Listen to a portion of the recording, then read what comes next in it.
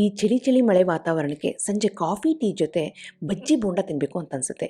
ಯಾವಾಗಲೂ ಒಂದೇ ರೀತಿ ಆಲೂಗೆಡ್ಡೆ ಬಜ್ಜಿ ಮಾಡ್ಕೊಂಡು ತಿನ್ನೋ ಬದಲು ಈ ರೀತಿ ಸ್ಯಾಂಡ್ವಿಚ್ ಖಾರ ಆಲೂಗೆಡ್ಡೆ ಬಜ್ಜಿ ಮಾಡೋದು ಹೇಗೆ ಅಂತ ನೋಡೋಣ. ನಾನು ಆಶಾ, ನಿಮಗೆಲ್ಲರಿಗೂ ಅಡುಗೆ ಸಾಧನಕ್ಕೆ ಸ್ವಾಗತ.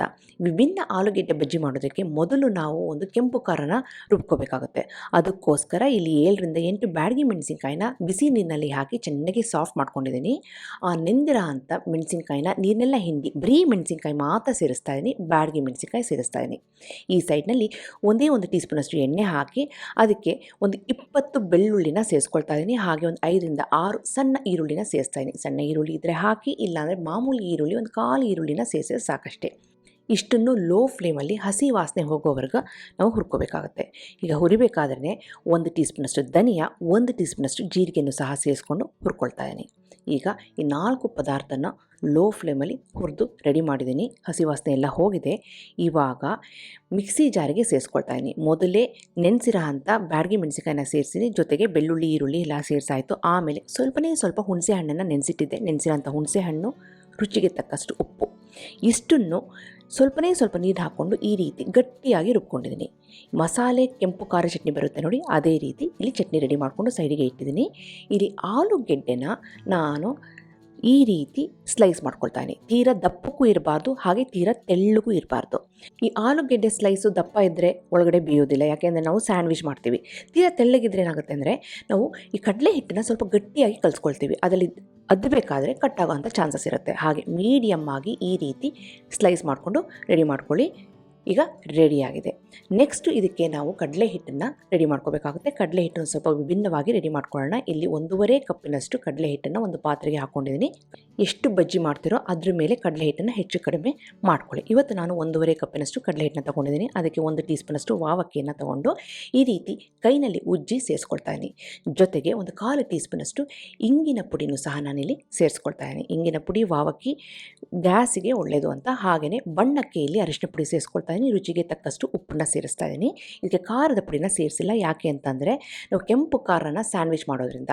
ಈಗ ಎಲ್ಲನೂ ಚೆನ್ನಾಗಿ ಮಿಕ್ಸ್ ಮಾಡಿಕೊಂಡು ಸ್ವಲ್ಪನೇ ನೀರನ್ನ ಹಾಕ್ಕೊಂಡು ನಾವು ಇದನ್ನ ಸ್ವಲ್ಪ ಗಟ್ಟಿಯಾಗಿ ಕಲಿಸ್ಕೋಬೇಕಾಗುತ್ತೆ. ತೀರಾ ತೆಳ್ಳಗೆ ಕಲಿಸ್ಬಿಟ್ರೆ ಈ ಸ್ಯಾಂಡ್ವಿಚ್ ಬಜ್ಜಿ ಹಾಕೋದು ಕಷ್ಟ ಆಗುತ್ತೆ. ಹಾಗಾಗಿ ಹಿಟ್ಟು ಸ್ವಲ್ಪ ಗಟ್ಟಿ ಇರಬೇಕು. ಹದ ಯಾವುದು ಅಂತ ನಾನು ಮುಂದೆ ತೋರಿಸ್ತಾ ಹೋಗ್ತೀನಿ. ಈಗ ಎಲ್ಲ ಕರೆಕ್ಟಾಗಿ ಮಿಕ್ಸ್ ಆಗಿದೆ ಅಂದಾಗ ಈ ರೀತಿ ಬಿಡದೇ ಚೆನ್ನಾಗಿ ಮಿಕ್ಸ್ ಮಾಡ್ತಾಯಿದ್ದೀನಿ. ಏನಕ್ಕೆ ಅಂದರೆ ಹೀಗೆ ಮಾಡೋದ್ರಿಂದ ಹಿಟ್ಟಿನ ಹದ ಕರೆಕ್ಟಾಗಿ ಬರುತ್ತೆ. ಇವಾಗ ನೋಡಿದ್ರೆ ಈ ಹದದಲ್ಲಿ ಹಿಟ್ಟು ರೆಡಿ ಮಾಡ್ಕೋಬೇಕು. ತೀರಾ ತೆಳ್ಳಗೂ ಇರಬಾರ್ದು, ತೀರಾ ಗಟ್ಟಿಗೂ ಇರಬಾರ್ದು, ಈ ಹದದಲ್ಲಿ ಇರಬೇಕು. ಮಾಮೂಲಿ ಬಜ್ಜಿ ಹಿಟ್ಟಿಗಿಂತ ಸ್ವಲ್ಪ ಗಟ್ಟಿ ಇದ್ದರೆ ಒಳ್ಳೆಯದು. ಅದಕ್ಕೆ ಸ್ವಲ್ಪ ಅಡುಗೆ ಸೋಡಾ ಹಾಗೆ 1 ಟೀ ಸ್ಪೂನಷ್ಟು ಬಿಸಿ ಎಣ್ಣೆನ ಸೇರಿಸ್ಕೊಳ್ತಾ ಇದ್ದೀನಿ. ಏನಕ್ಕೆ ಅಂತಂದರೆ ಈ ರೀತಿ ಮಾಡೋದ್ರಿಂದ ಈ ಆಲೂಗೆಡ್ಡೆ ಬಜ್ಜಿ ಬುಸು ಅಂತ ಉಬ್ಬುತ್ತೆ, ಹಾಗೆ ಸಾಫ್ಟಾಗಿ ಬರುತ್ತೆ. ಹಿಟ್ಟು ಗಟ್ಟಿ ಇರೋದ್ರಿಂದ ಎಣ್ಣೆ ಜಾಸ್ತಿ ಕುಡಿಯೋದಿಲ್ಲ. ಹಿಟ್ಟು ತೆಳ್ಳಗಾಗ್ಬಿಟ್ಟು ನೀವು ಅಡುಗೆ ಸೋಡಾನ ಹಾಕಿಬಿಟ್ರೆ ಎಣ್ಣೆ ಚೆನ್ನಾಗಿ ಹೀರುತ್ತೆ. ಅದನ್ನು ಗಮನದಲ್ಲಿ ಇಟ್ಕೊಳ್ಳಿ. ಹಾಗಾಗಿ ಹಿಟ್ಟನ್ನು ಸ್ವಲ್ಪ ಗಟ್ಟಿಯಾಗಿ ಇಟ್ಕೊಳ್ಳಿ. ಈ ರೀತಿ ನೀವು ಬಜ್ಜಿ ಹಿಟ್ಟನ್ನು ರೆಡಿ ಮಾಡ್ಕೊಬಿಟ್ರೆ ಅಡುಗೆ ಸೋಡಾ ಹಾಕಿದ್ರೂ ಸಹ ಅದು ಎಣ್ಣೆನ ಹೀರೋದಿಲ್ಲ. ಈ ಸೈಡ್ನಲ್ಲಿ ನಾನು ಆಲೂಗೆಡ್ಡೆ ಸ್ಲೈಸ್ನ ತೊಗೊಂಡು ಮಧ್ಯದಲ್ಲಿ ಕೆಂಪು ಚಟ್ನಿನ ಹಾಕ್ಕೊಂಡು ಈ ಮತ್ತೊಂದು ಆಲೂಗೆಡ್ಡೆ ಸ್ಲೈಸ್ನ ಮೇಲೆ ಕವರ್ ಮಾಡಿ ಸ್ಯಾಂಡ್ವಿಚ್ ಆಗಿ ನಾನು ರೆಡಿ ಮಾಡ್ಕೊಳ್ತಾ ಇದ್ದೀನಿ.